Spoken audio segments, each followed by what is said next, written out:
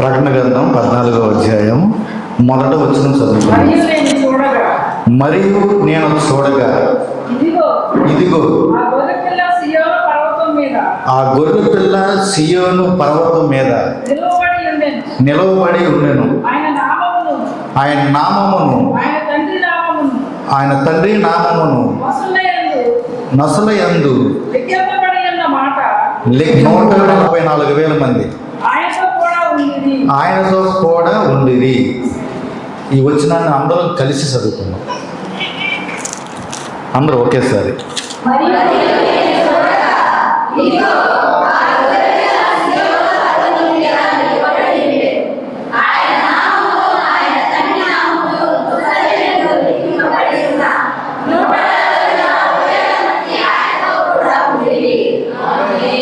ఆమేన్.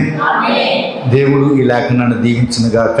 మరి సేవకుడి గురించి, మరి సంఘంలో జరుగుతున్న ప్రతి పరిచర్య గురించి కూడా మరి సంఘము ప్రార్థన చేయాలని ప్రభుపేట మనవి చేస్తున్నాను. మరి మన సేవకుడు బెంగళూరు వెళుతుండగా మరి 7 స్థలాల్లో సేవకుడు బోధించాలి. మరి 7 స్థలాల్లో దేవుడు బోధించాలంటే మరి సేవకుడు చాలా బలమైన కావాలి, శక్తి కూడా కావాలి. మనం ఏం చేయాలంటే ప్రార్థన చేయాలి. సేవకుడు ఎప్పుడైనా బయటికి వెళ్ళినప్పుడు మనం ఏం చేయాలంటే ప్రార్థన ఆత్మతో కలిగి మా సేవకుడు ఎక్కడికి వెళ్ళినా సరే బలముతో శక్తితో ఆయన ఆశీర్వదించబడాలని మనం ఎల్లప్పుడూ ప్రార్థన చేసినప్పుడే ఆయన వాడబడటానికి దేవుడు అవకాశాన్ని ఇస్తాడన్నమాట. మొదటగా సంఘం ఏం చేయాలంటే ప్రార్థన చేయాలి. ప్రార్థన చేసినప్పుడు సంఖ్యలే తెగిపోయింది. ప్రార్థన చేసినప్పుడు పరిస్థితులు మార్చిన దేవుడు ఆయన. హల్లెలూయా. నమ్ముతున్నారా? హల్లెలూయా. మన సహాయకుడు ఆయనే, మన రక్షకుడు ఆయనే. ఎందుకంటే పరలోకంలో ఒకే ఒక సింహాసనం ఉన్నది. ఆ సింహాసనం దగ్గరికి మనం వెళ్ళాలంటే వాక్యమైన వస్త్రాన్ని తొడుక్కొని వెళ్ళాలి. నమ్ముతున్నారా? అందుకనే మన కాలం, ఈ కాలానికి పంపబడిన ప్రవక్త జీవితంలో ఆ యమన కాలంలో ఏం జరిగిందంటే ఆయన ఒక వేటకి వెళ్ళాడు. వెళ్ళినప్పుడు వెళుతున్నప్పుడు ఆ ఏట అంతా కూడా ముగించుకున్న తర్వాత కొన్ని జంతువులు పడతానికి వెళ్ళారు. ఆ పడతానికి వెళ్ళినప్పుడు ఏం జరిగిందంటే ఆయన బాగా కడుపులోకి వచ్చింది. బాగా అంటే బాగా భయంకరంగా చచ్చిపోయేంత పరిస్థితికి కడుపులోకి వచ్చింది అనమాట. వచ్చినప్పుడు ఆయన ఏం చేశాడంటే అంతకుముందు కూడా చిన్నతనం నుంచే దేవుడి స్వరం ఆయన పిలుస్తుంది, దేవుడి స్వరం ఆయన ఎమ్మడిస్తుంది. ఆయన అగ్నిస్తంభం కూడా ఎల్లప్పుడూ కూడా ఎమ్మడిస్తూనే వస్తుంది. కానీ ఎప్పుడైతే ఆయన వేటకి వెళ్ళినప్పుడు ఏం జరిగిందంటే ఆయన భయంకరమైన కడుపులోకి వచ్చిందనమాట. ఆ వచ్చినప్పుడు అంటే ప్రాణం ఒకసారి కడుపులోకి వచ్చినప్పుడు ఎలా ఉంటుందంటే ఇక ప్రాణం పోయింది, ఇక నేను బతకను అన్నట్టుగా భయపడిపోతూ ఉంటాం. జరిగితే జరగదా? మనకు బలహీనంగా ఉండొచ్చినప్పుడు ఏమైంది, ఎవరు ఉన్న స్నేహితులు ఉన్నా బంధువులు ఉన్నా మన బలహీనలు వచ్చినప్పుడు ఏమైందంటే మనం చచ్చిపోయే పరిస్థితులకు మనం వెళ్ళాం. హల్లెలూయా. కడుపులోకి బాగా ఇబ్బంది వచ్చినప్పుడు వెంటనే వైద్యుడి దగ్గర తీసుకెళ్ళినప్పుడు ఆ బల్ల మీద పడుకున్నప్పుడు ఇక నేను చచ్చిపోతున్నాను, ఇక నేను బతకలేను, ఎందుకంటే అంత భయంకరమైన కడుపులోకి వస్తుందన్నమాట. ఆ వైద్యులు కూడా ప్రాణం పోయేటప్పుడు ఏం చేస్తారు, ఈ గుండెల మీద నొక్కుతారు కదా, శ్వాస అందుకోవడానికి ఏం చేస్తారంటే ఆ గుండెల మీద పట్టుకొని ఒత్తుతూ ఉంటారు. ఆ ఒత్తే క్రమంలో ఏం జరిగిందంటే ప్రవక్త పరలోకానికి వెళ్ళాడు. హల్లెలూయా. ఆ పరలోకానికి వెళ్ళినప్పుడు 2 దర్శనాలు చూశాడు. ఆ 2 దర్శనాలు ఎలాంటివి అంటే పరలోకాన్ని చూశాడు, నరకాన్ని కూడా చూశాడు. హల్లెలూయా. ఈ వైద్యుడు ఇలా బల్ల మీద పెట్టి అవన్నీ చేస్తానే ఉన్నారు. ఈయన పరలోక దర్శనం చూస్తున్నాడు అనమాట. చూసి వెంటనే వీళ్ళు చేస్తున్నారు ఆయన నొక్కేటప్పుడు వెంటనే మళ్ళీ ఆ ప్రాణం తిరిగి వచ్చింది అనమాట. అప్పుడు వెంటనే ఆయన ఏమనుకున్నాడంటే ప్రభా, బతికితే నేను నీ కోసమే బతకాలి, నాకు ఏదైనా ఒక వరాన్ని కలగజే ప్రభు అన్నాడు. హల్లెలూయా.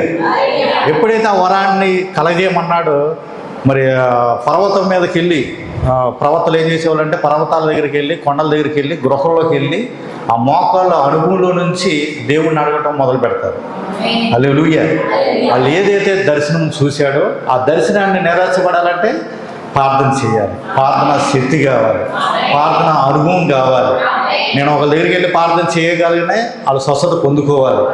ప్రభా ఏంటి నాకు వచ్చిన దర్శనం ఏంటి, నేను ఏం చేయాలన్నప్పుడు దేవుడు గృహ దగ్గరికి వెళ్ళినప్పుడు ఆయన మాట్లాడుతున్నాడు అనమాట. ప్రభా నాకేదన్నా ఒక సూచన కలగదు అన్నప్పుడు ఏం చేశాడంటే దేవుడు ఆయనే అగ్నిస్తంభం దిగివచ్చి, నువ్వు ఎక్కడికైనా వెళ్ళు, నేను తోడుగా ఉంటాను, నువ్వు ఎవరి మీదైనా స్వస్థత చేయబెట్టినప్పుడు స్వస్థత పొందుకుంటారు, చనిపోయిన వారు కూడా బతకాలంటే ఆ వరాన్ని కూడా నేను నీకు కలగజేస్తున్నాను, నీకు స్వస్థత వరం ఇస్తానని దేవుడు వాగ్దానం చేశాడు. హల్లెలూయా. ఈ కాలానికి పంపడిన ప్రవక్తకి అలాంటి దర్శనాన్ని దేవుడు కలగజేశాడు. నమ్ముతున్నారా నమ్మతలేరా? ఎందుకంటే మన దేవుడు నమ్మదగిన దేవుడు, గొప్పవాడు, సజీవుడు, నిన్న నేడు ఏకరీతిగా ఉన్న దేవుడు ఆయనే ప్రభువైన యేసుక్రీస్తు. హల్లెలూయా. అందుకనే మన సేవకుడు కూడా అనేక సార్లు ఆయన జీవితం సాక్ష్యం గురించి చెబుతున్నప్పుడు నేను పరలోక వెళ్ళి చూసి వచ్చాను, మరి నేను ఒక దర్శనాన్ని చూశాను, వధువు సంఘాన్ని నేను కట్టగలుగుతున్నాను, వధువుగా సిద్ధపడిన వాక్యమైన వస్త్రాన్ని కట్టుకొని నేను వధువుని నేను చూపిస్తాను. అనేక సార్లు మన సేవకుడు అనేక సార్లు సాక్ష్యం చెప్పాడా లేదా? హల్లెలూయా.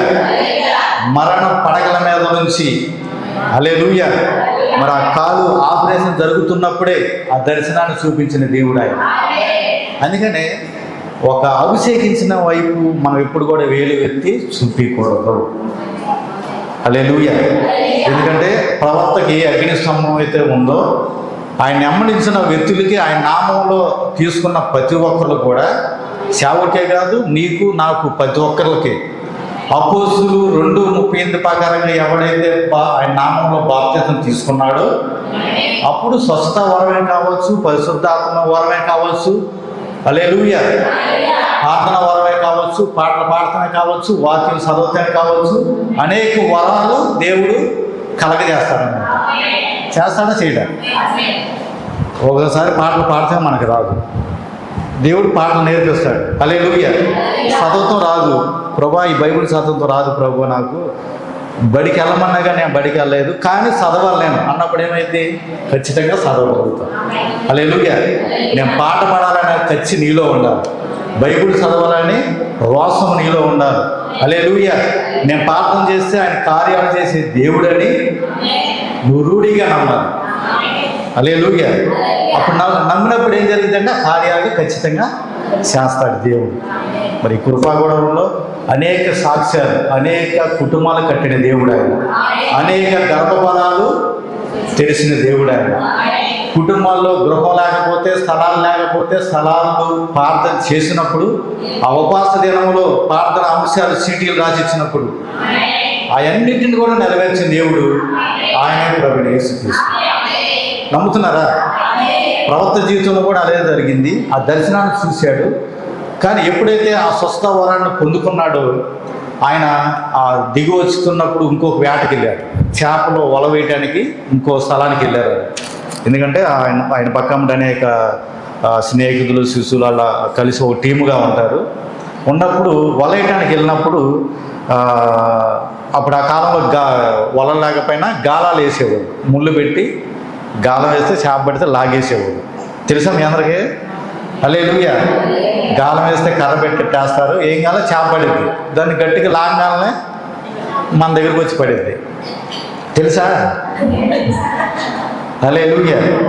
అప్పుడు ప్రవక్త జీవితంలో ఏం జరిగిందంటే, ప్రవక్త ముందుగానే ఆ దర్శనాన్ని, ఆ గాలం వేస్తే ఆ చేప ఎలా పడిద్ది, ఆ చేప పడిన తర్వాత ఎలా ఉంటుందో కూడా దేవుడు ముందుగానే ఈ కాలానికి పంపడే ప్రవక్తకే రుజువు చూపించాడు అక్కడ.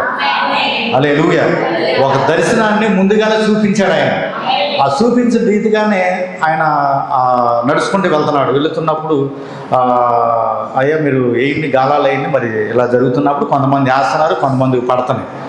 పడిన తర్వాత ఏమైందంటే ఒక లేచారు గాలం, చేప అంటే శుచిమెత్తనగా ఉంటుంది. హల్లెలూయా.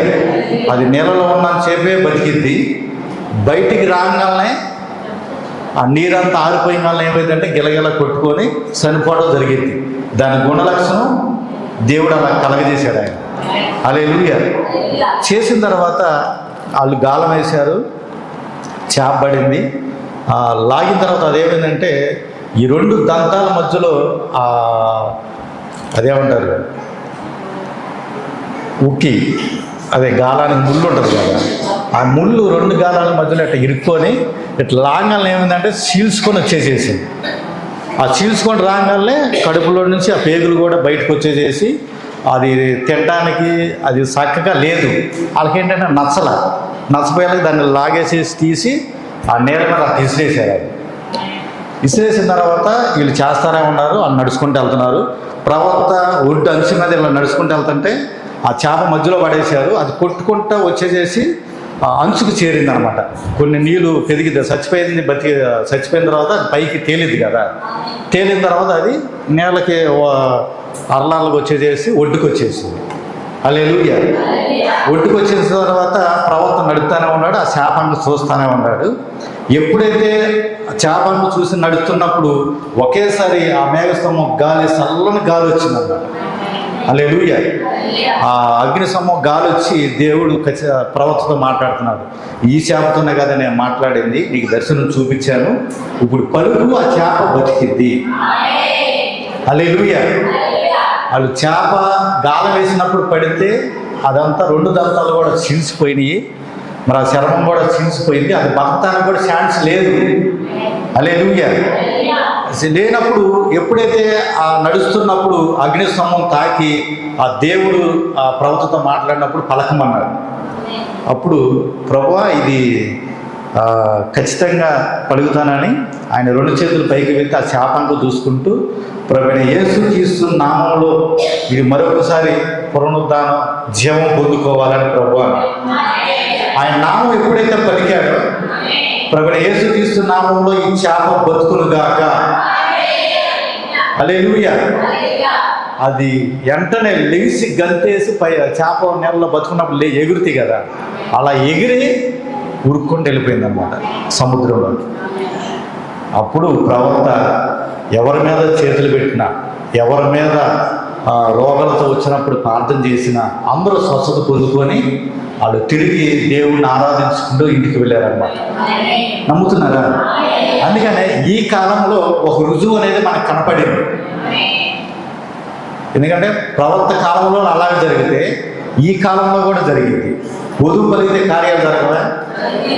రూఢిగా నమ్మి నాకు ఈ సమస్య ఉంది ప్రభా, నా వ్యక్తిగతంగా ఈ సమస్య ఎవరికి చెప్పినా అది తీరట్లేదు, నీకే చెబుతున్నాను అని మనం చెప్పగలిగితే దేవుడికి. అందుకనే ఆదివారం పూట మీ ప్రార్థన వినపాలు ఏమైనా ఉంటే తెలియచేయండి అని సేవకుడు ఎందుకు చెబుతున్నాడంటే, ప్రార్థన చేయడానికి. నువ్వు ఎవరికి సహాయం చేయలేము, కానీ దేవుడికి ఖచ్చితంగా సహాయకుడుగా, సంరక్షకుడుగా, సమకూర్చేవాడుగా సమకూరుస్తాడా లేదా? ఆయన మన ఇల్లు కూడా కట్టే దేవుడు ఆయన. హల్లెలూయా. పిండంలో ఉండగానే రక్తంలో ఉన్నప్పుడే ఆయన మనల్ని పేరు పెట్టి పిలిచిన దేవుడు, ఆయన నామాన్ని ధరించే దేవుడు ఆయన. అలాంటి దేవుడు మనం నమ్ముకుని ఉన్నాం. అందుకని ప్రవక్త కాలంలో అలా జరిగింది. మరి మన సేవకుల్లో కూడా దర్శనాన్ని చూపించి అనేక సార్లు ఆ కాలు గాయమైపోయినప్పుడు నా ఈ జీవితంలో ఎలా జరిగింది, నేను ఆ పరలోక దర్శనాన్ని ఆ గుమ్మంలో ఎలా దోతలు ఎక్కుతున్నాయో దిగుతున్నాయో అన్నది ఆ దర్శనాన్ని చూసినప్పుడు అందరికి రాదు. అది ఒక్కొక్కరు తీరుగా దర్శనం వచ్చింది. కొన్ని దర్శనాలు నెరవేర్చబడితే, కొన్ని దర్శనాలు నెరవేర్చబడవు. అందుకని దేవుళ్ళు ఆ నామంలో ముద్రించబడితే హల్లెలూయా ఖచ్చితంగా మన జీవితంలో అలా జరిగితే జరగదా? అందుకని ప్రతి గురువారం ప్రార్థన వినపాలు ఏంటంటే, మణిగానపల్లిలో 2 రోజుల మీటింగులు పొడుగులు జరగాలి. మనసులో పెట్టుకోండి, మీ వ్యక్తిగతంగా ప్రార్థనలో పెట్టుకోండి. 2 రోజులు కూడిక ఘనంగా జరగాలి, మర్యాదగా జరగాలి. అక్కడ వధువు అన్నివైన వధువు ఉంటే కేక వేయంగానే బయటకు వచ్చింది. హల్లెలూయా. మనం చెప్పటం మాత్రం వరకే, ప్రార్థన చేస్తాం. వధువు ఎన్నిక చేయబడితే బయటకు వచ్చింది. అదే కారణంగా మరి లింగాపాలెం, తుళ్ళూరు ఆ సైడ్లో కూడా మరి స్థలం అయితే చూసాము. అక్కడ కూడా 2 రోజుల మీటింగులు జరగాలి. హల్లెలూయా. మన మెరిసి వాళ్ళ అబ్బాయి వాళ్ళ పుట్టినరోజు జరిగినప్పుడు మెరిసి పెళ్ళైన కానుంచి నేను దేవుణ్ణి అడుగుతున్నా, ప్రభా మా సేవకుడిని ఒక్కసారైనా వాడుకో ప్రభా ఆ స్థలంలో అని. కానీ మొన్న నా ప్రార్థన జవాబు ఆ రోజు నెరవేర్చాడు. ఒక 10 నిమిషాలు, ఒక 2 నిమిషాలు దేవుడు మాట్లాడటానికి అవకాశం ఇచ్చాడు. నాకు కూడా చిన్న పాట పాడటానికి దేవుడు అవకాశం ఇచ్చాడు. హల్లెలూయా. వధువు కనుక బయట ఉంటే పునాదులు కూడా దేవుడు కదిలించే దేవుడు ఆయన. హల్లెలూయా. మరి అక్కడ ఉన్న ప్రజలు ఎక్కడైతే మనం మీటింగ్ పెడుతున్నామో, ఎక్కడైతే సేవకుడు వెళ్ళి మరి అక్కడ గృహకోడులు ధరిస్తున్నాడో అక్కడ ఆయన నామం ప్రకటించబడాలని, అపోస్తులు 2:35 ప్రకారంగా ప్రతివాడు రక్షణ పొందాలని, ఆ పరిశుద్ధాత్మ వరాన్ని పొందుకోవాలని మనం అందరం కూడా ఎల్లప్పుడూ ప్రార్థన చేయాలి. యేసు ప్రభు భూమి మీదకి వచ్చి ఏం చేశాడు? ఆయన ప్రేమనే ప్రకటించాడు. ఒక చెంబ కొడితే మరొక చెంబ చూపించాలి. హల్లెలూయా. ఈ అపోస్తులు 2:38 ప్రకారం తీసుకున్న వాళ్ళు ఏం చేయాలంటే 4 సార్లు కొట్టినా కానీ క్షమించేవాళ్ళుగా, 7 మార్లు క్షమించే వ్యక్తులుగా ఉండాలి. ఒకరికొకరికి ప్రేమ కలిగి, ఒకరికొకరికి సమాధానం కలిగి జీవించే కృపను దయచేయాలని మనం ఎల్లప్పుడూ ప్రార్థన చేయాలి. హల్లెలూయా. మనం చదువుకున్న లేఖనాల్లో మనం చూడగలిగితే ఎన్ని లక్షలు ఉందంట? హమ్మింగ్ వస్తుంది. 1,44,000 మంది ఆయన నామాన్ని నసల మీద ధరించుకొని ఉండాలి. హల్లెలూయా. 1,40,000 మందిలో మనం ఉన్నామా లేదా చూసుకోవాలి. ఆయన నామాన్ని మన నసల మీద గుర్తుందా లేదా? ఎప్పుడైతే ఆ 1,40,000 మంది ఎలాగైతే ధరించి ఆయన ముఖం వైపు చూసినప్పుడు, కింద ఉంది కదా చదువుకున్నాం, మరియు నేను చూడగా ఇదిగో ఆ గొర్రె పిల్ల సియోను పర్వతం మీద నిలబడి ఉండెను. ఆయన నామమును, ఆయన తండ్రి నామమును నసుల యందు లెక్కింపబడి ఉన్న ఆయనతో కూడా ఉండిరి. హల్లెలూయా. ఈరోజు మనం కూడా ఉండాలంటే మనం ఏం చేయాలి? హల్లెలూయా. మనం ఏం చేయాలంటే నిర్గమకాండంలోకి వెళ్దాం ఒకసారి. నిర్గమకాండం 12వ అధ్యాయం 13వ వచనం చదువుకుందాం.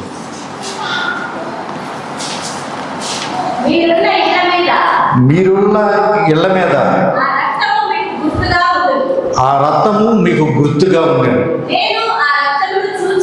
నేను ఆ రక్తమును చూసి మిమ్మల్ని నశింప చేయక నేను దాటిపోయాను. నేను ఐగుప్తు దేశమును పాడు చేస్తుండగా. హల్లెలూయా.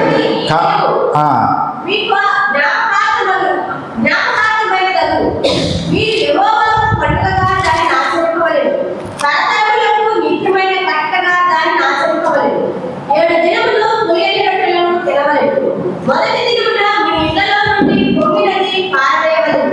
మొదటి దినము మొదలుకొని 7వ దినము వరకు పులిసిన దానిని తిను ప్రతి మనుషుడు ఇశ్రాయేలీయుల నుండి కొట్టివేయబడును. హల్లెలూయా. హల్లెలూయా. నసల మీదే కాదు, మన ఇళ్ళ మీద కూడా ఆ రక్తము గుర్తుండాలి. ఒక్కరి నుంచి తప్పించుకోవాలన్నా, లేదా భయంకరమైన పరిస్థితులు వచ్చినప్పుడు మనం తప్పించుకోవాలన్నా, ఆ మరణతో తన ఇంటి దగ్గరకు రాకోకుండా ఉండాలంటే మనం ఏం చేయాలి? ఆ రక్తము గుర్తు అనేది మన ఇళ్ళ కంబుల మీద, గుమ్మాల మీద రాయబడి ఉండాలి. హల్లెలూయా. రాయబడి ఉండడం అంటే వాక్యమే. ఆ వాక్యం ఎప్పుడైతే నీ జీవితంలోకి, నీ కుటుంబంలోకి ఎప్పుడైతే ఆ వాక్యము ప్రయాణం చేస్తుందో, ఆ గుమ్మాల మీద కూడా రాయబడుతుందో, అప్పుడు నీ ఇంటి మీదకి ఏ గుర్త తెగులు కూడా రానివ్వదు. అప్పుడు ఆ మరణదోత ఏం చేస్తుందంటే నీ ఇల్లు దాటి వెళ్ళిపోతుంది. వెళితే వెళ్ళదా? ఇశ్రాయేల్ ప్రజల్లో మొదట బిడ్డ, మొదటి సంతానం మీద ముందు అదొక హెచ్చరిక అన్నమాట. అదొక ఆజ్ఞ అయి ఉన్నది. అది ఆ ఆజ్ఞని కనుక మనం పాటించినట్టయితే మన ఇల్లు మరణదోత దాటి వెళ్ళిపోతుంది. నమ్ముతున్నారా లేదా? హల్లెలూయా. ఈ కాలంలో కూడా అలాంటి మనం చూసాం. ఆ దేశం ఏంటిది? అది అమెరికా, లాస్ ఏంజియాలో ఏం జరిగింది?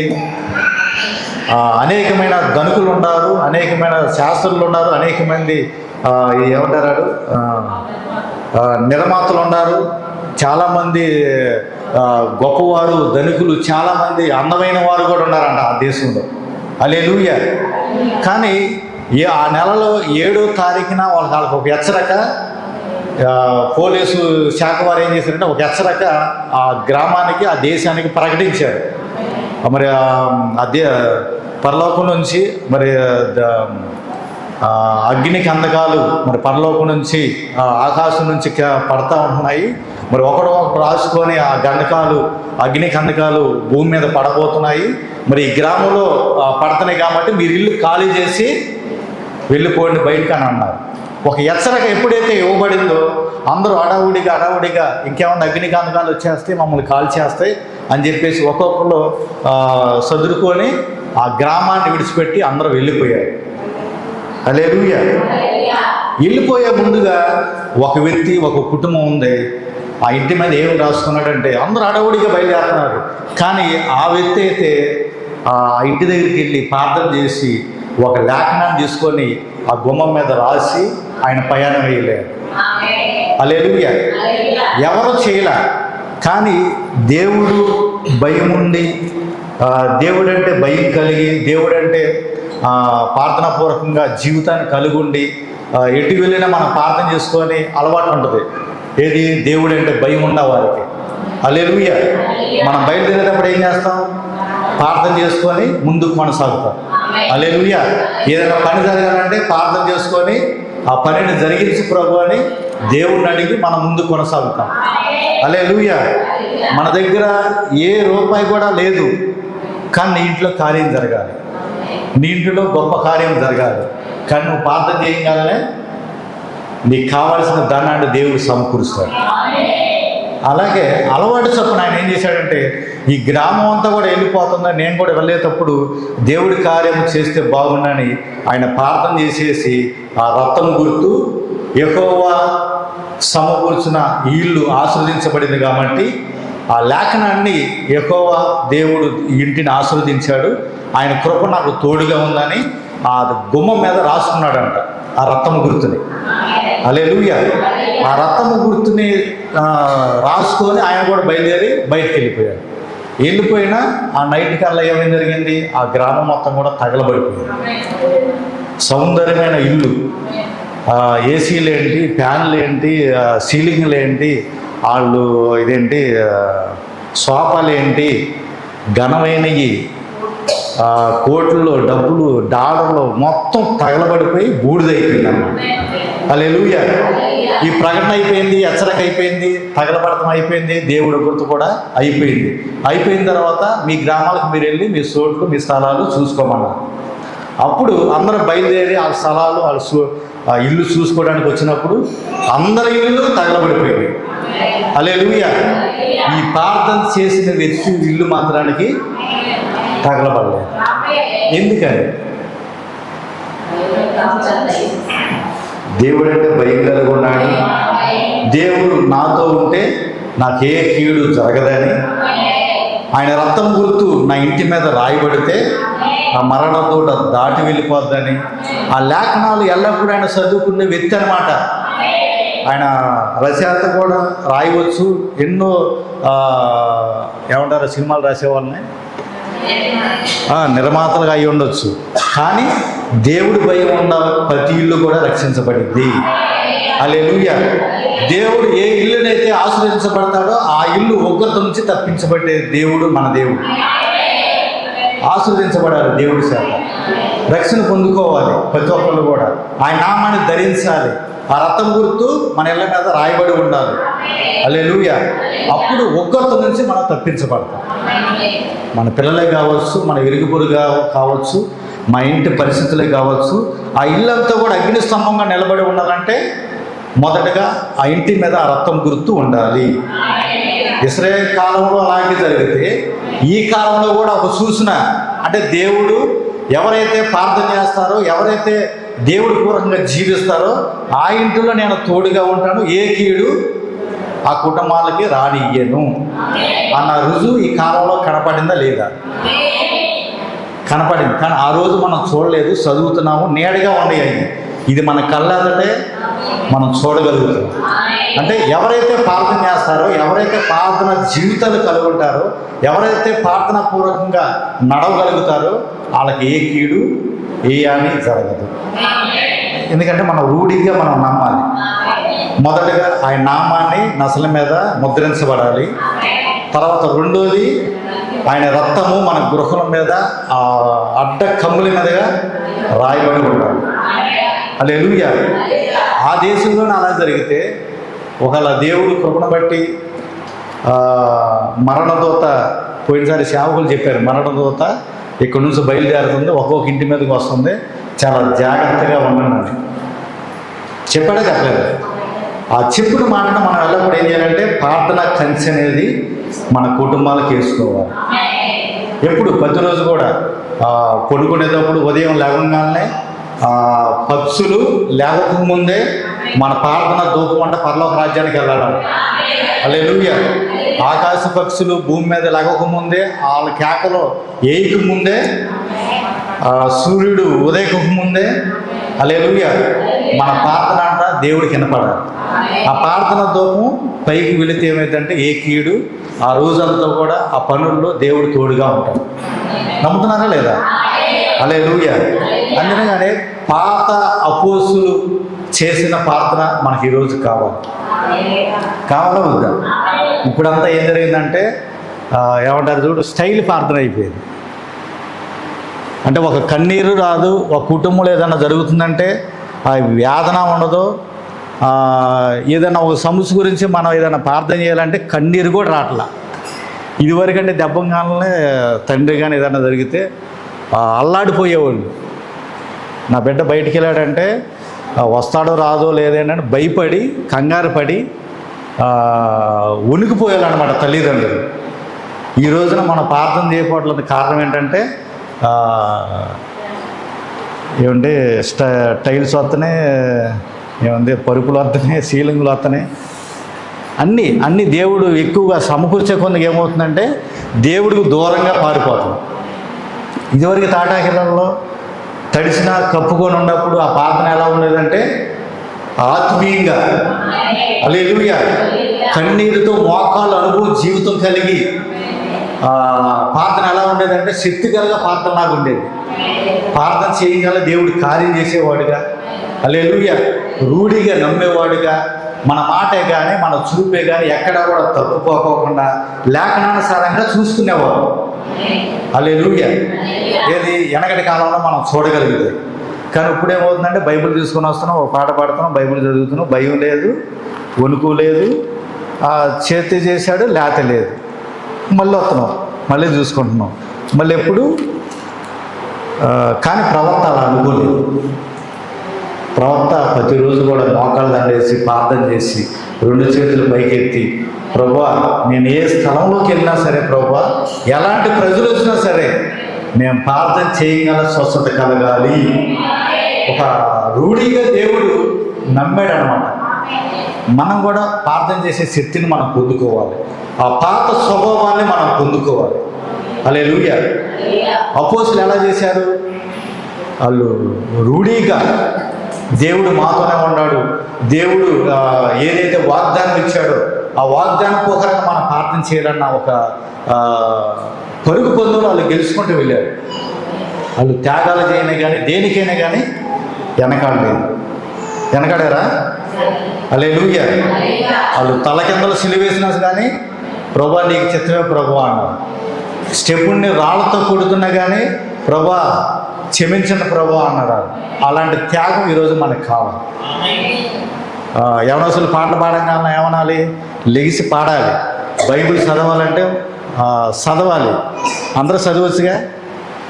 చదివి వచ్చిన వారు ఎవరైనా సరే బైబిల్ చదవన్నప్పుడు లేఖనాలు ఇక్కడ ప్రకటన గ్రంథం తీస్తే ఈ ప్రకటన గ్రంథం లింక్ ఎక్కడ ఉంటుందో కూడా ఆ మైండ్ అనేది గిర్రం తిరగాలి. యోహాను సువార్త చదువుతున్నాం, 2వ అధ్యాయం చదువుతున్నాం అనుకోండి, దానికి సంబంధించిన లింక్ బైబిల్ ఎక్కడ ఉందని ఆ లేఖనం తిరగేయాలి. హల్లెలూయా. ప్రకటన గ్రంథం 2వ అధ్యాయం 3వ వచనం చదువుతున్నాం అనుకో, దాని లింకు ఆది కాండంలో ఉందా లేదా అపోస్తుల్లో ఎక్కడుందా రాయబడి ఉంది అన్న లేఖనాలు మనం గుర్తు తెచ్చుకోవాలి. హల్లెలూయా. ఈ కీర్తనకు సంబంధించింది ఇప్పుడు ప్రకటన గ్రంథం చదివించే నేను, అది ఆదికాండంలో కనపడింది లేదా కీర్తనలో కనపడింది, అపోస్తుల కార్యాల్లో కనపడింది. ఎక్కడ కనపడింది అని దానికి సంబంధించిన లింక్ అంతా కూడా బైబిల్ చదువుతున్నప్పుడు ఎక్కడెక్కడ దేవుడు ఎలా లింక్ పెట్టాడు, ఎలా ఈ లేఖనానికి ఆ లేఖనానికి ఏంటి కొత్త ఏంటంటే చదువుకున్నప్పుడే మన నేత్రాలు తెరవబడాలి. పాట కూడా మనం అలాగే పాడాలి. హల్లెలూయా. పాట నేర్చుకునేటప్పుడు నేర్చుకోండి, పాట పాడాలి, వాక్యం చదవాలి. చదివిన దాన్ని మీ చర్చలో ఏం జరుగుతుందంటే మేము యవనస్తుల కూడు జరుగుతుంది, మరి ఆరాధన క్రమంగా జరుగుతుంది. మీరు ఎక్కడ ఉన్నారంటే ఇలా ఉన్నాం. సేవకుడు మొన్న ప్రశ్నేశారు వాళ్ళకి, సేవకులు మీటింగ్ జరిగినప్పుడు, మా విశ్వాసి ఒక్కడు చాలు, ఒక్క సమాధానం ఒక్క ప్రశ్న ఎత్తి మీరు జవాబు చెప్పలేరు అన్నాడు.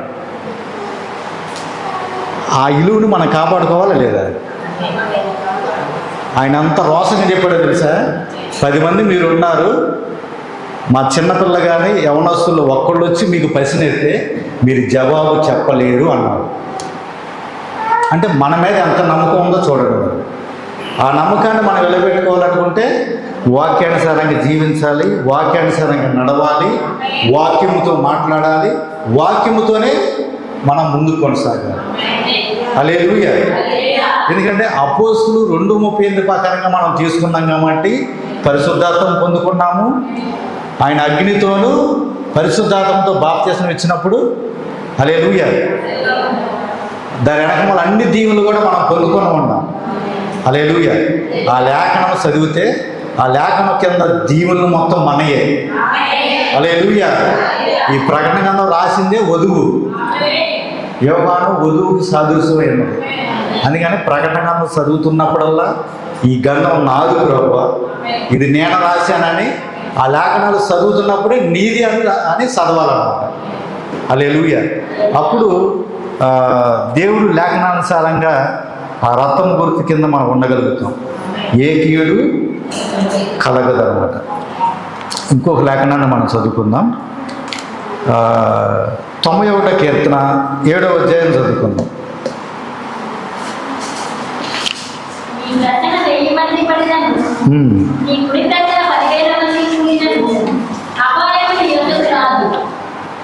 హల్లెలూయా. 91వ కీర్తన మనందరికీ తెలిసిందే. ఆ కీర్తన చదువుకున్నప్పుడల్లా ఏమైంది? 10,000 మంది నీ ప్రక్కన పడినా, 1000 మంది నీ పక్కన పడినా కానీ ఏ అపాయము నీ ఎదుగు రాదు. మరి ఆ లేఖనం నెరవేర్చబడాలంటే మనం ఏం చేయాలి? ఇంకో లేఖనం చూపిస్తాను. కీర్తన 56వ అధ్యాయం 8వ వచనం.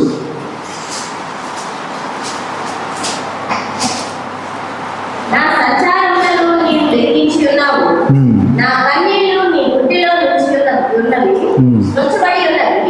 అవి నీ కళ్ళలో కనబడవు కదా. నేను మొరపెట్టు దినమున నా శత్రువులు వెనుకకు తిరుగుదురు. దేవుడు నా పక్షంలో ఉన్నాడని నాకు తెలియదు. హల్లెలూయా. 8వ వచనం ఒకటే చదువమ్మా. 56. నా సంచారములను నీవు లెక్కించి ఉన్నావు, నా కన్నీళ్లు నీ గుడ్డలో ఉంచబడి ఉన్నవి. సార్ నా కన్నీరు నీ గుడ్డలో ఉంచబడి ఉన్నాయి. హల్లెలూయా. అలాంటి కన్నీరు ప్రార్థన మనకు కావాలన్నమాట. మన కన్నీరు ఆ గుడ్డులో దాచబడి ఉంటాయి. నువ్వు స్నేహితుల గురించి చెయ్యి, లేదా నీ కుటుంబం అవసరాల గురించి చెయ్యి, లేదా నీకు అత్తైన అవసరం వచ్చినప్పుడు కూడా నువ్వు ప్రార్థన చేసినప్పుడు ఆ ప్రార్థన ఆ కన్నీటి గుడ్డులో దాచబడి ఉంటాయి. హల్లెలూయా. అలాంటి కన్నీరు ఇప్పుడు ఎవరైనా కారుతున్నారా? అందుకని బైబిల్లో ఒక చోట ఉంటుంది, ఆ కన్నీరు ఏడిపే ఆ స్త్రీలు ఎక్కడ ఉన్నారో పట్టుకురండి, వెతకండి, వెళ్ళిపోయి ఎక్కడున్నారు ఎతకండి. అలాంటి స్త్రీలు కావాలి, అలాంటి కన్నీరు ప్రార్థన చేసే స్త్రీలు కావాలి, కుటుంబాన్ని కట్టుకునే స్త్రీలు కావాలి, కుటుంబం గురించి బాధ్యతగా కన్నీరు కార్చే స్త్రీ కావాలి. నా పిల్లలు ఏమవుతారన్నారన్న కన్నీరు అలాంటిది కావాలి. నా భర్త ఏమైపోతున్నాడో అలాంటి కన్నీరు చేసే స్త్రీల్ని ఎత్తుకురాడండి అని అంటాడన్నమాట ఒక వాక్యము. అందుకని మనం ఏం చేయాలంటే మన కన్నీరు ప్రార్థన ఎలా దాచబడిందంటే ఆ భద్రపరిచే దాంట్లో ఆ బుడ్డులో దాచబడి ఉంటుంది. ప్రతి ప్రార్థన కూడా ఆ బుడ్డులో దాచబడి ఉన్నప్పుడు ఏమైందంటే ఆ ప్రార్థనకి జవాబు ఇచ్చే దేవుడిగా ఉంటాడు. అందుకని దావీదు ఎల్లప్పుడూ ఆయన ప్రార్థన చేస్తుంటే ఆయన పరుపే కొట్టుకుపోయిందంట. హల్లెలూయా. అలాంటి ప్రార్థన కావాలి. హల్లెలూయా. ఒకరి దగ్గరికి వెళ్ళినప్పుడు మన వాక్యం పలికి చెబుతున్నప్పుడు ఆ సమరేశ్వరి బావి దగ్గరికి వచ్చినప్పుడు ఎలాగైతే వాక్యం విందో, అయ్యా నేనిచ్చే నీళ్ళు కంటే నువ్విచ్చే నీళ్ళు నాకు నిత్య జీవాన్ని కలిగింది, ఆ మాట తీసుకుని వెళ్ళిపోయి అనేక మందికి చెప్పినప్పుడు ఏమని జరిగింది, అయ్యా నీ మాట చొప్పు కాదు మా మాట చొప్పున మేము వచ్చి అతన్ని కలుసుకుంటాము అని వాక్యం విన్నారన్నమాట. అలాంటి కన్నీరు అలాంటి బాధ్యత ఈరోజు మనకు కావాలి. ఈరోజున మన కన్నీరు రావట్లేదు ఏంటంటే మనకు బాధ లేదు, చింత లేదు, దేవుడు అన్నీ కలగజేశాడు, నేను పోయినా ఉండ ఒకటే. కానీ పరలోక రాజ్యములో 1,44,000 మంది ఎలాగైతే ఆ నసల మీద ఆ నామాన్ని ధరించుకొని ఉన్నారో వాళ్ళల్లో కలిసి మన దేవుణ్ణి ఆరాధించాలంటే మనం కన్నీరు ప్రార్థన జీవితం కలిగి ఉండాలి. హల్లెలూయా. కుటుంబానికి ఏమో రక్షణ మార్గంగా రక్తం గుర్తుండాలి. దేవుడిలో యుగయుగాలుగా మనం జీవించి ఆయన ఆరాధించే కృపను పొందుకోవాలంటే నసల మీద ఆయన ముద్ర మనకు కనపడాలి. మన ఎదురు తిరిగి ఎవరైనా ఒక ముఖవంక మనం చూడగలిగితే ఆ స్త్రీయంగా చూసినా పురుషుడంగా చూసినా నువ్వు న్యాయంగా చూసినా నేను నియంగా చూసినా ఆ పోలికలు ఎలా కనపడాలంటే దేవుడు వస్త్రం కలిగి అలాంటి పోలికు రూపం కనపడాలి. ఆ వాక్యమైన రూపం నీలో కనపడాలి. యేసుక్రీస్తుని పట్టుకోవడానికి వచ్చినప్పుడు ఆ యేసుక్రీస్తు శిష్యులు అందరూ కలిపి ఒక రూపాన్నే కలిగి ఉన్నారు. హల్లెలూయా. ఎవరు చూసినా కానీ యేసులాగే ఉన్నారు. ఉన్నారా లేదా? ఎవరిని చూసినా యేసులాగే ఉన్నారు. పేతురు అలాగే ఉన్నారు, యోహాను అలాగే ఉన్నాడు. ఆయన అనేక మంది శిష్యులు కూడా ఎలా ఉన్నారు, యేసు ప్రభువుని పట్టుకోవడానికి వచ్చినప్పుడు ఆయన మొహం వలె వస్త్రధారణ కూడా అలాగే ఉంది. హల్లెలూయా. ఈ రోజున మన మొహం చూస్తే ఎలా కనపడుతున్నాం? లోకస్తులాగా కనపడుతున్నావా, లేదా అపోస్తులు పునాది మీద ఉన్న వాళ్ళలాగా కనపడుతున్నావా, లేదా ఇదివరకు సంఘశాఖల్లో ఎలాగైతే జీవించామో అలాగా కనపడుతున్నావా? హల్లెలూయా. ఒక్కసారి మనం పరిశీలన చేసుకుంటే ఎప్పుడైతే నీ కన్నీరుతో నువ్వు ఎప్పుడైతే ప్రార్థన చేయగలుగుతావో అప్పుడు యేసుక్రీస్తు రూపం నీలో కనపడదు.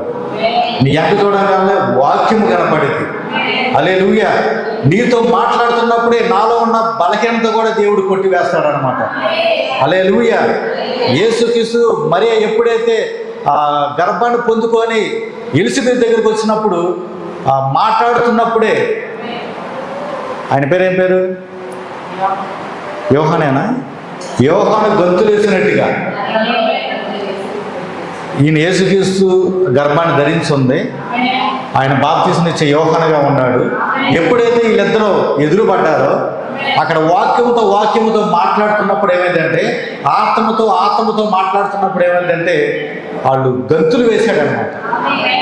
ఎప్పుడు కూడా అంతకుముందు ఎప్పుడు కదలక లేదు ఆమెకి. ఎప్పుడైతే యేసుక్రీస్తు ఆ పరిచయం ఎప్పుడైతే జరిగిందో అంటే మనిషికి ఎదిరినప్పుడు ఎప్పుడైతే అలా తాకిందో ఆ తాకినమ్మటనే ఎలిజబెత్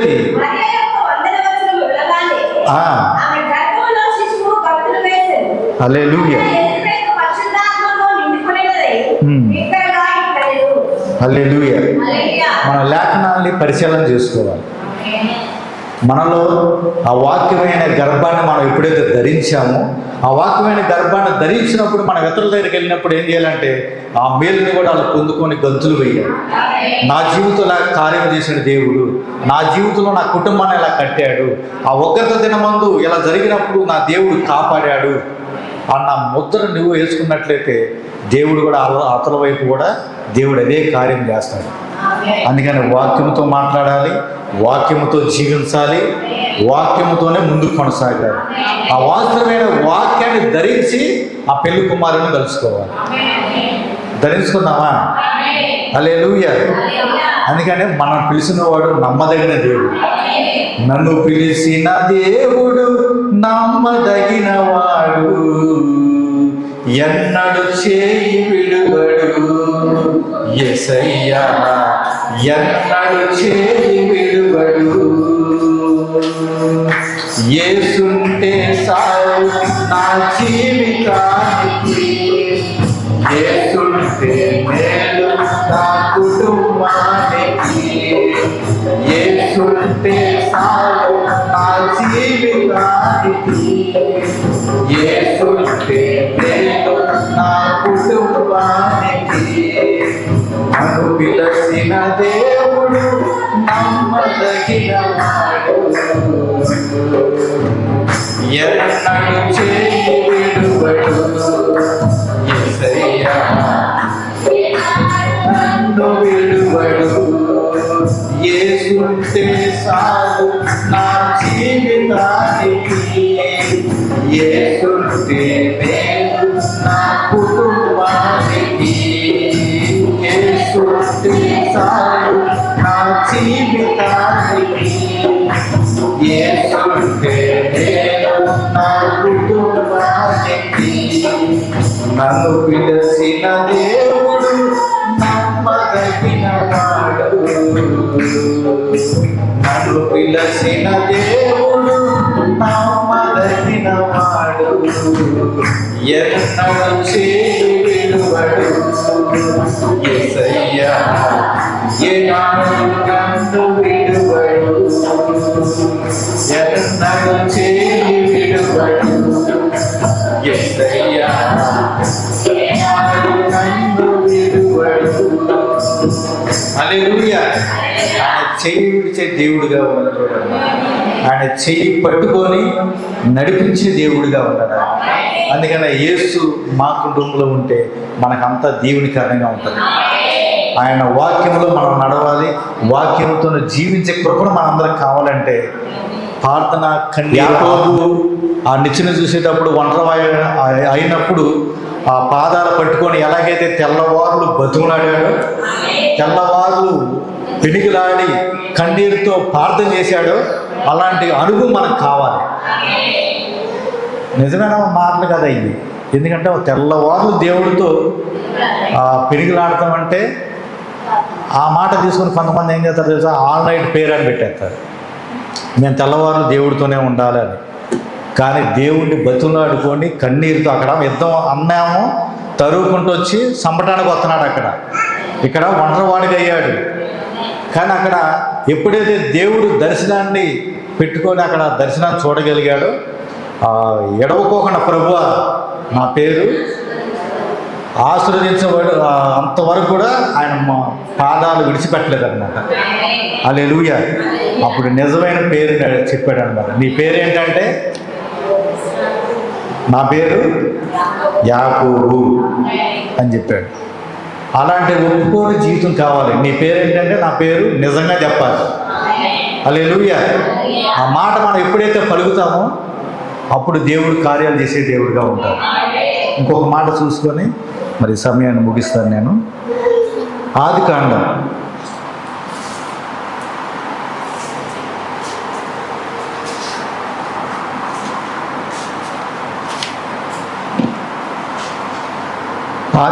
21వ అధ్యాయం 14వ వచనం వరకు చదువుకున్నాం. 7:42 నిమిషాలు అయింది.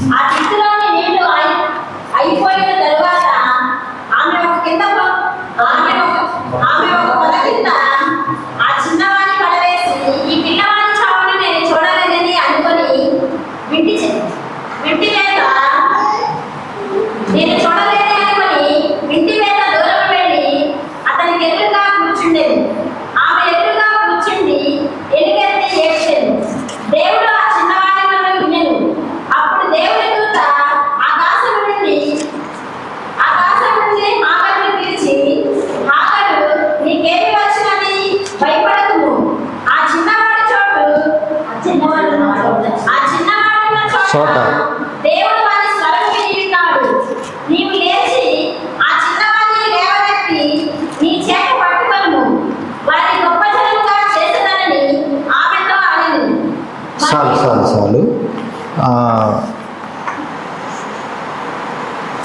18, 19 వచనాలు మరొకసారి చదవండి. అదే అధ్యాయంలో 21వ అధ్యాయంలో 18. నువ్వు లెగిసి ఆ చిన్నవాణ్ణి లేవనెత్తి ఆ, నీ చేత పట్టుకొనుము. ఉమ్, వారిని గొప్ప జనముగా చేసేదనని ఆమెతో అనెను. మరియు దేవుడు ఆమె కన్నులు తెరిచినందున ఆమె నీళ్ళ ఊట చూసి వెళ్ళి ఆ దిద్దిని నీళ్ళతో నింపి చిన్నవానికి త్రాగనిచ్చెను. హల్లెలూయా. అబ్రహాముకి సంతానం లేనప్పుడు దాసిని ఇచ్చి పెళ్లి చేయడం అనేది జరిగింది. ఆ స్టోరీ మొత్తం మనందరికి తెలుసు, ఆ వాక్యం అంతా కూడా మనకు తెలుసు. ఎప్పుడైతే పిల్లలు లేరో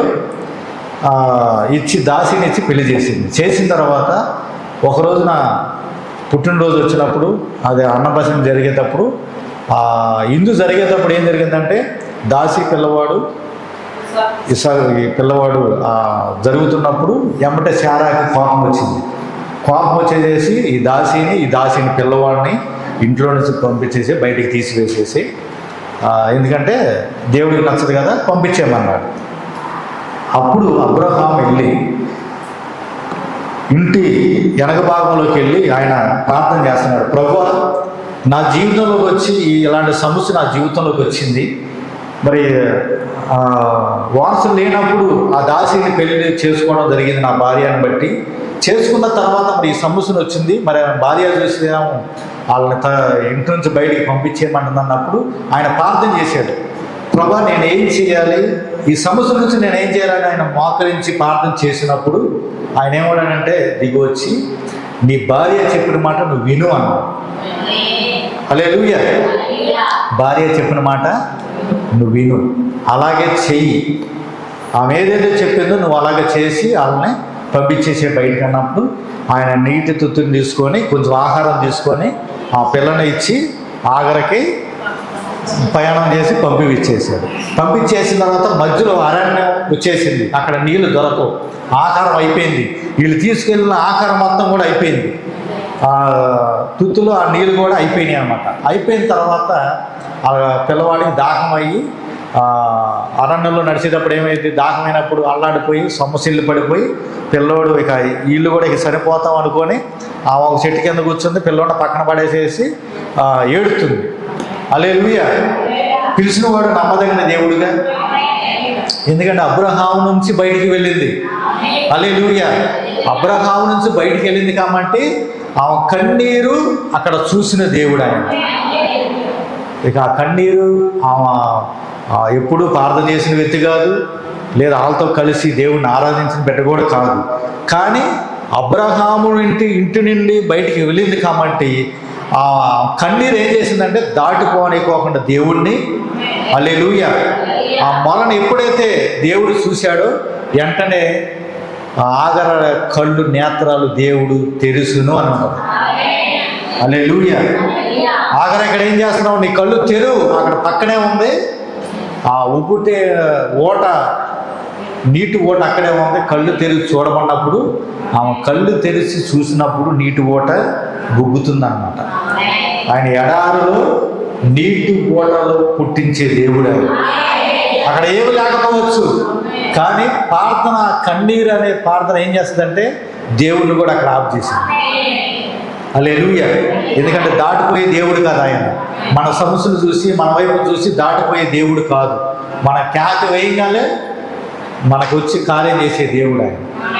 ఎందుకంటే ఆయన నామాన్ని మనం ధరించున్నాం, ఆయన రక్తంలో రక్తమై ఉన్నాం, వాక్యములో వాక్యమై ఉన్నాం ఆయన. హల్లెలూయా. అందుకని ఆగర కన్నీరు ఎప్పుడైతే చూశాడో ఆయన దాటిపోకుండా ఆ బిడ్డని ఆ నీరిచ్చి దాహం ఇచ్చి సంతోషంగా బతికించిన దేవుడు ఆయన.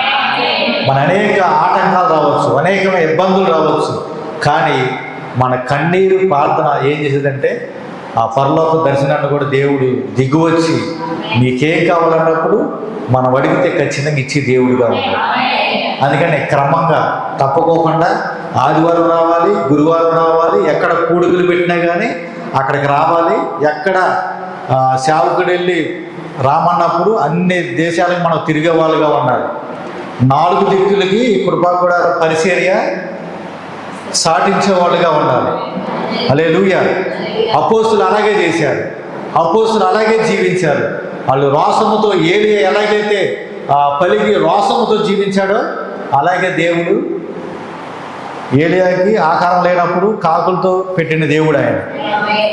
మనం ఏమి లేని అనుకున్నప్పుడే దేవుడు ఆహారం ఇచ్చి నడిపించే దేవుడు ఆయన. నమ్ముతున్నారా? సంతోషంగా ఉన్నారా? ఇంకొక అరగంట ఉందా మరి మెసేజ్.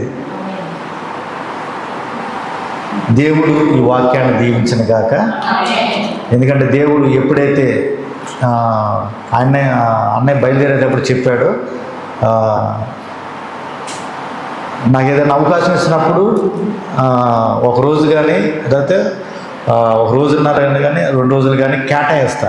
ప్రభా, నాకు ఏదైనా వాకింగ్ కావాలంటే ఖచ్చితంగా నీ పాదాలు పట్టుకోవాలి. ఎందుకంటే నాకు చదవటం రాదు కాబట్టి. కానీ చదవాలని మీరు అందరూ ప్రార్థన చేయండి. అప్పుడు ఇంగ్లీషు అదంతా కూడా చదివే కానీ తెలుగు రావట్లా. ఇప్పుడు తెలుగు రావాలని ప్రార్థన చేయండి. హల్లెలూయా. ఇంగ్లీష్లో చెప్పమంటే పక్కన ఇంకొకళ్ళు ఉండాలి. మళ్ళీ వాళ్ళని తెచ్చుకోలేను కదా. అందుకని తెలుగులోనే అర్థమయ్యేటట్టుగా నేను నేర్చుకుంటున్నా. అందరూ ప్రార్థన చేయండి. హల్లెలూయా. యవనస్తులు పాట పాడమన్నప్పుడు అందరూ కలిసి ఒకే స్వరం కలిగి పాడాలి. హల్లెలూయా. ఆదివారం పూట యవనస్తుల కూడిక జరుగుతుందో జరగట్లేదా? మీ ప్రతి స్నేహితుడిని ఈ సన్నిధిలో ఉంచాలి. మీరు కాలేజీలకు వెళ్ళేటప్పుడు, బస్సులు వెళ్ళేటప్పుడు, మీ పెండ్లు ఎవరైనా సహోదరులు కలిసినప్పుడు, అయ్యా స్త్రీల కూడా అదే యవనస్తుల కూడిక జరుగుతుంది. మా చర్చిలో ఒక క్రమం అనేది ఉంటుంది. బైబుల్ ఎలా చదవాలి, పాటలు ఎలా పాడాలి, దేవుడి సన్నిధికి వచ్చినప్పుడు ఎలా కూర్చోవాలి, నడిచేటప్పుడు లోకంలో నడిచేటప్పుడు మేము ఎలా జీవించాలి, ఎలా మాట్లాడాలి, అనేకమైన లేఖనాల ద్వారాగా ఇక్కడ చెప్పబడుతుంది. మీరు రావాలని మీరు ఆహ్వానం కలగజేయాలి. చేస్తారా చేయరా? ఎప్పుడు మనమే రాకూడదు, మన పక్కన వాళ్ళం కూడా ఇక్కడ దేవుడి సన్నిధిలో కూర్చోబెట్టాలి. హల్లెలూయా. అందుకనే ప్రభు రాత్రి భోజనం ఇచ్చేటప్పుడు అన్నయ్య ఇక్కడ నిలబడి కుటుంబాలుగా కేక వేస్తాడు. తెలుసా మీ అందరికీ? ఆ కేక వేసినప్పుడు ఆ రక్తంలో నేను ఉండాలి ప్రభువా, నా కుటుంబం మొత్తం ఉండాలని నువ్వు కన్నీరు ప్రార్థన కలిగి ఉండాలి. మొదట నీ ప్రార్థన చేయాలి. నీ నాన్న కోసం చేయాలి, మీ భర్త కోసం చేయాలి, తల్లి కోసం చేయాలి, నీ ఇరుగు పొరుగు వారి కోసం చేయాలి. ఆ కన్నీరు నీటి ఆ గుడ్డులో దాచబడి ఉంటే, ఆ కీర్తన 56వ అధ్యాయంలో ఎలాగైతే రాయబడి ఉందో అలాంటి ప్రార్థన జీవితం మనం కలిగి ఉన్నట్లయితే ఖచ్చితంగా రేపు ఈనాటికి లేదా 2 రోజులకైనా 5 రోజులకైనా మన ప్రార్థన ఆలకించే దేవుడిగా ఉన్నాడు. ఎందుకంటే ఆయన నెరవేర్చే దేవుడు. ఒక వాగ్దానం ఇస్తే ఆయన నెరవేర్చే దేవుడు. ఆయన మాట తప్పే దేవుడు కాదు. ఆయన అపోస్తులకు అలాగే చేశాడు. మీరు వెళ్ళండి, నేను తోడుగా ఉంటానన్నాడు. అలాగే మనకు తోడుకున్న దేవుడు ఆయన. మనకి ఈ కాలాన్ని పంపడిన ప్రవక్త కూడా గుర్తిచ్చాడు, అగ్నిస్తంభం ఇచ్చాడు. హల్లెలూయా. మన సేవకుడు కూడా గుర్తు ఉంది. ఏం గుర్తు అది? సంఘాన్ని పరలోక రాజ్యానికి నేను అప్పచెబుతానండి. హల్లెలూయా. మరి సంఘం అప్పచెబుతానంటే వాక్యమైన వస్త్రాన్ని మనం కలుగున్నాం. యేసు తీసుకు పట్టుకోవడానికి వచ్చినప్పుడు శిష్యులు ఎలాగైతే ఆ ముఖ కాంతిలో ఒకే ముఖం కలిగి ఉన్నారో, ఒకే వస్త్రధారం కలిగి ఉన్నారో, అలాగే మన ముఖాలు మనం కనపరుచుకోవాలి. నేను దేవుళ్ళో ఉన్నాను, దేవుడు నన్ను రక్షించాడు, ఈ వాక్యంతో నేను నిలబడతానని ఆ దేశంలో ఎలాగైతే ఆ ఇల్లు కాపాడి, ఒకే ఇల్లు దాని మీద పెయింట్ కూడా కాలబడలేదంట. పెయింట్ కూడా తగలబడలే. ఆ పక్కన ఉన్న చెట్లు కూడా తగలబడలేదు. మరి ఆ ఇంటిని ఆ కాలంలో ఆ చిన్న ప్రార్థనకే దేవుడు అలాంటి శక్తిని, అలాంటి కాపుదాలు ఎత్తే, ఈ రోజున మన కుటుంబానికి దేవుడు ఎందుకు కాపుదాలు ఇవ్వడు? మీ భర్త గురించి ఎందుకు కాపుదాలు ఇవ్వడం? హల్లెలూయా. మీ పిల్లల గురించి ఎందుకు కాపుదాలు ఇవ్వడం? ఏదైనా కార్యం జరగాలంటే నువ్వు కన్నీరు ప్రార్థన కాసి నువ్వు బయటికి వెళ్ళేటప్పుడు ఆ రక్తం గుర్తు నీ ఇంటి మీద వేసుకొని వెళితే నువ్వు వచ్చేంత వరకు నీళ్ళు క్షేమంగా ఉంటుంది. హల్లెలూయా. ఉంటుందా ఉండదా? మనం ఏదైనా ఊరు వెళ్తున్నావు, అయ్యా నేను వచ్చేంత వరకు నా ఇల్లు కాపాడని ప్రార్థన చేస్తామా, లేకపోతే వచ్చేళ్ళకి ఉండకూడదని ప్రార్థన చేస్తారా? నేను ఎన్నెళ్ళు ప్రభువా వచ్చేళ్ళకి నా ఇల్లు క్షేమంగా ఉండాలి అని ప్రతి ఒక్కరు ఆ ప్రార్థన చేస్తారు. ఆ ప్రార్థన నెరవేర్చబడాలంటే అగ్నికి అందకాలు ఈ భూమి మీద పడ్డా కానీ నా కుటుంబానికి ఏమో అవ్వకూడదు. ఉగ్రత, భయంకరమైన ఉగ్రత అలల వలె కుటుంబాన్ని కొట్టినా కానీ నా కుటుంబానికి ఏం కాకూడదు అన్న కన్నీరు ప్రార్థన ప్రతి ఇంటికి ప్రతి కుటుంబానికి అవసరమైంది. యవనస్తులకు కూడా అవసరమే. అనేక మందికి ఈ ప్రార్థన చాలా అవసరమైనది. దేవుడు ఈ మాటలు దీవించిన గాక. మరి ప్రార్థన చేసుకున్నాం. మొదటిది, ఆ పరలోకములో ఆ నామాన్ని నసల మీద ముద్రించబడాలి. రెండోది, ఆ రక్తము గుర్తు నీ గుమ్మాల మీద రాయబడి ఉండాలి. కీర్తనలో 56లో ఎలాగైతే చెప్పబడిందో ఆ కన్నీటి గుడ్డులో ఆ కన్నీరు బుడ్డి ఆ ప్రార్థన జీవితం కలిగి ఉండాలి. ఈ 3 అంశాల గురించి మనం ప్రార్థన చేద్దాం. అందరూ ఈ గురువారం ఆరాధనలోకి దేవుడు నన్ను నడిపించినందుకు వందనాలు ప్రభువా. అందరూ ప్రార్థన చేయండి. ఏక మనసుతో ఒక 2 నిమిషాలు ప్రార్థన చేద్దాం. మరి సేవకుడు బెంగళూరు వెళుతున్నప్పుడు దేవుడు తోడుగా ఉండి అక్కడ 8 స్థలాల్లో ఘనంగా మర్యాదగా దేవుడు కార్యం చేయాలని అక్కడ మాట్లాడుతున్నప్పుడే లూదియా హృదయం ఎలాగైతే తెరవబడిందో అలా తెరవబడే కృపను దయచేయాలని, ప్రవక్తకి అగ్నిస్తంభం అయితే తోడుగా ఉందో మా సేవకుడు కూడా అదే అగ్నిస్తంభం కావాలని, ప్రతి వాక్యములో లేఖనములో తీసుకొని మాట్లాడుతున్నప్పుడు వాళ్ళ నేత్రాలు తెరవబడాలని, ఏలియా వలె రోషంగా నిలబడి ఏలియా వలె ప్రకటించే వాళ్ళుగా నిలబడే కృపను దయచేయాలని, దేవుడు ఒక్కడేనని, సింహాసనం ఒకటేనని, పరలోకం ఒకటేనని అక్కడ చెబుతుండగా మరి దేవుడు తోడుగా ఉండాలని, మళ్ళీ క్షేమంగా మన మధ్యకు వచ్చి ఒక గొప్ప సాక్షిగా దేవుడి సన్నిధిలో వాడబడే కృపను దయచేయాలని, మన సంఘంలో ఏ పరిచర్య అయితే జరుగుతుందో ఆ పరిచర్యల గురించి కూడా మనం ప్రార్థన చేయాలి. ఎవరైతే దూరంగా దేవుడిని విడిచిపెట్టి దూరంగా వెళ్ళారో వాళ్ళ గురించి కూడా మనం ప్రార్థన చేయాలి. ఎందుకంటే ఈ కాలం చాలా భయంకరమైనది. ఉగ్రత దినం ముందు రాకముందే మన ఇల్లుని చక్కబెట్టుకుందాం. ప్రభా, ఈ లేఖనాలు నా జీవితంలో కలగజేయండి ప్రభా. మాతో ఉన్న దేవుడు ప్రభా, అబ్రహాముతో ఉన్న దేవుడవు, యాకోబుతో ఉన్న దేవుడు ప్రభా. ఆనాడు షడ్రక్ మెషకు ఎలాగైతే అగ్ని గంధకాల్లో అగ్ని గృహలో వేసినా కానీ వాళ్ళు ఎక్కడ కూడా రవ్వంతా కూడా కాలలేదు ప్రభా. అలా రక్షించిన దేవుడు నమ్మదగిన దేవుడని, సజీవుడని ఒక గొప్ప సాక్షిగా నిలబడ్డాడు ప్రభా. అయ్యా, ఆ దేశంలో అయితే అన్నిళ్ళు కాలిపోయినా కానీ ఆ వకీళ్ళు మాత్రమే తగలబడలేదు ప్రభా, కాపాడింది ప్రభా. అయ్యా, బైబిల్ చదువుతాను, పాటలు పాడటంలో కూడా ప్రభా నా నోరుడు తెరవాలి ప్రభా. ఒక సురుకుదనం దయచేయండి ప్రభా. వాక్యముతోనే మాట్లాడాలి ప్రభా, వాక్యముతోనే జీవించాలని ఆయన ఆ పరిశుద్ధాత్మ వరాన్ని నేను పొందుకోవాలి ప్రభా. అందరూ ప్రార్థన చేయండి. రేపు ఆదివారం మన ఆరాధన క్రమంగా మర్యాద జరగటానికి ఎవరైతే నిలబడుతున్నారో వాళ్ళు దేవుడు పరిశుద్ధాత్మలో నింపబడి ఆయన అభిషేకము ధరించి ఆయన బలిష్టమైన దూతగా దిగి వచ్చి ఆయన రంగం మీదకి వచ్చినప్పుడు మాట్లాడుతున్నప్పుడు ప్రతివారు ఆ పెంతెకోస్తు దినము ఎలాగైతే పరిశుద్ధాత్మ పొందుకున్నారో అలాంటి ఆత్మ పొందుకోవాలని ప్రతి ఒక్కరు కూడా ప్రార్థన చేయండి.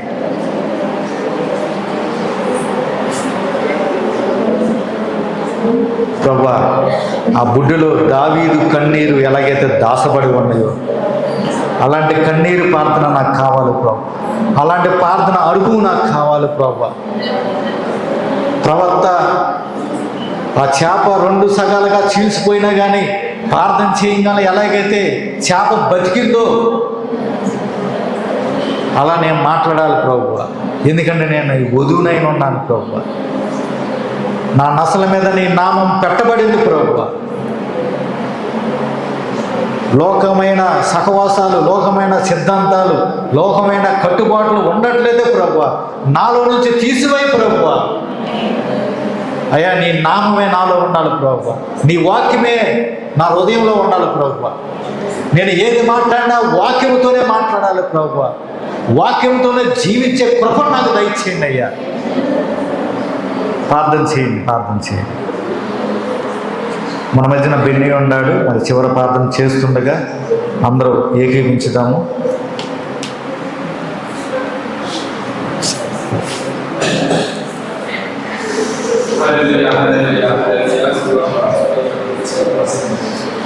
పరిశుద్ధుల ప్రేమ దేవాన్ని నామాన్ని ప్రకటించుకున్నాను.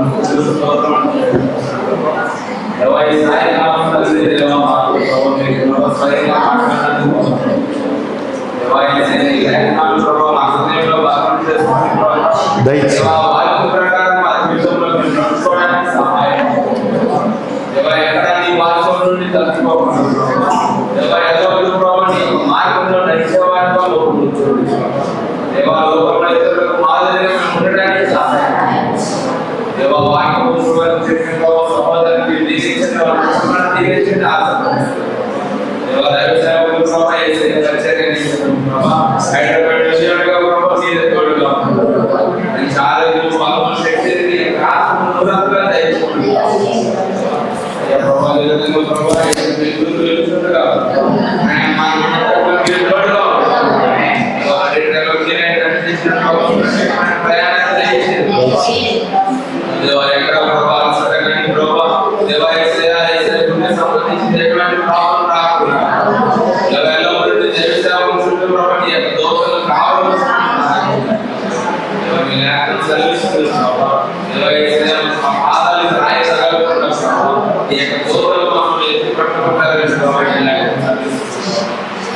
జీవితంలో ఎల్లప్పుడూ లేఖనాలు నెరవేర్చబడతానే ఉన్నాయి.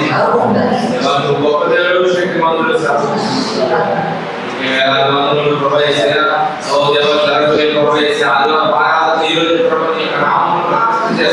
ఆమేన్ ఆమేన్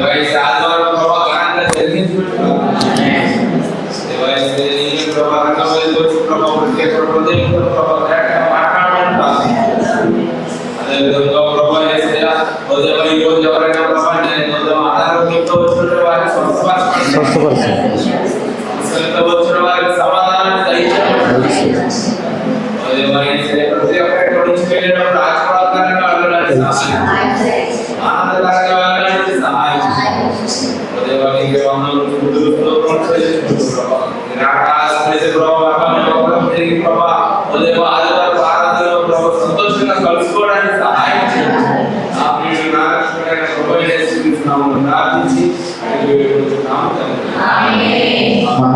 జోజు గారు ఉన్నారు. చిన్న పాటలు చేస్తుండగా ఏకీపించాం.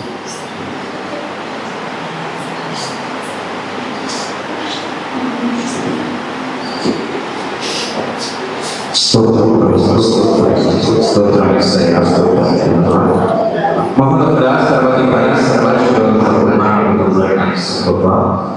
యొక్క పరిశుద్ధమైన పాలనలో ప్రార్థించుకుంటున్నాం.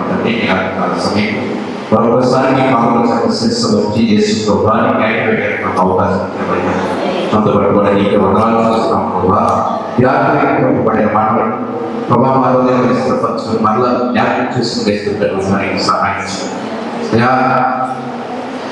ప్రభావికాల సమయం బట్టి ఈ దూత కార్యనిచ్చే దేవుడు పాపములు రాయితలో ఎత్తిపట్టిన దేవుడు ప్రభావికాల సమయం లేకుండా మాట్లాడారు. ప్రభా సమాజం చేయవలసిన ప్రత్యక్షం మేము కూడా కలిగి ఉన్నారు. సహాయం చివరి కాలంలో మేము ప్రత్యక్షం కలిగిన జీవితం మీకు కలిగి ఉన్నారు ప్రభా. ఎందుకంటే ఈ స్థలంలో ఇలా మేము కూడిపడుతున్నామంటే అది కేవలం మీకు నీ చిత్రమే కదా. ఈ చివరి కాలంలో ఎవరైతే భయా ప్రత్యక్ష కలిగి ఉంటారో ఆ ప్రత్యక్ష కలిగి వారు మాత్రమే వర్తమానంలో ఉండగలుగుతారని ఈ చివరి కాలం యొక్క వర్తమానం చూస్తున్నాడు ప్రభా. ఆ వర్తమానంలో మేము లోపలి జీవించే బిడ్డలకు ఉండదు సహాయం. ఎందుకంటే ప్రభా నీ మాట వినడు తప్పిపోవు ప్రభా. నువ్వు మాట చదివించావు, ఆ మాట నెరవేర్చబడడం ఇలాంటి కాల సమయం ప్రభా మేమందరం కూడా దాని యొక్క వర్తమానం అంగీకరించి దానికి లోపలి జీవి